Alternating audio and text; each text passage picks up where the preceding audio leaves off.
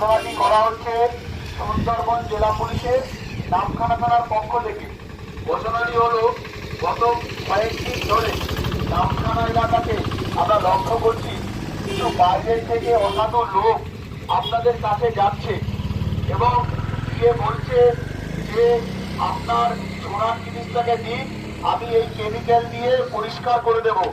যখন আপনি আপনার সোনার গয়নাটা ওই কেমিক্যালের মধ্যে ওনাদেরকে দিয়ে দেবেন, তারপর যখন ওই সোনার গয়নাটা আপনি নেবেন তখন কিন্তু ওটা গলে গিয়ে অনেকটাই হালকা হবে এবং ওই কেমিক্যালের মধ্যে নিচে কিন্তু ওই সোনাটা ক্ষয়ে গিয়ে পড়ে থাকবে। এই রকম করে কিন্তু বুঝকি চলছে। তাই কোনো অচেনা ব্যক্তিকে নিজের সোনা পরিষ্কার করার জন্য নিজের কষ্টের পয়সা দিয়ে তৈরি এই সোনার গয়না বা রূপোর গয়না কারো হাতে তুলে দেবেন না। পরিষ্কার করার নাম করে ওই কেমিক্যালের মধ্যে যখন চুবিয়ে দেবে, তারপর যখন আপনাকে দেবে আপনি বুঝতেও পারবেন না। ওই সোনার যদি ওয়েট যা থাকে তার থেকে কমে যাবে। এই রকম প্রতারণার হাত থেকে বাঁচার জন্য আপনাদেরকে আমরা আগাম সতর্কতা বার্তা করছি। অচেনা ব্যক্তির মাধ্যমে সোনাকে চকচক করতে গিয়ে কিন্তু আখেরে আপনাদের লস হবে, ক্ষতি হবে।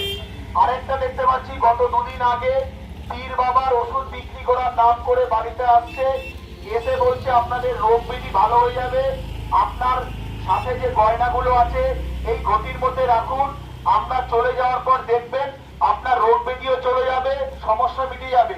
কিন্তু যখন চলে যাচ্ছে তারপর দেখছে ঘটির মধ্যে সোনাগুলো নেই। এই রকম ভাবে বুজরুকি করছে।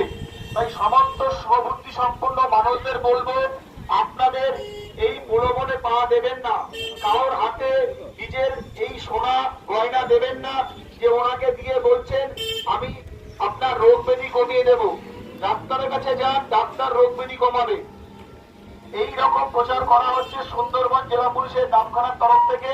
আপনারা যতটা সম্ভব এলাকার মানুষের সঙ্গে শেয়ার করবেন যে কোনোভাবেই অচেনা লোককে বাড়িতে ঢুকতে দেব না।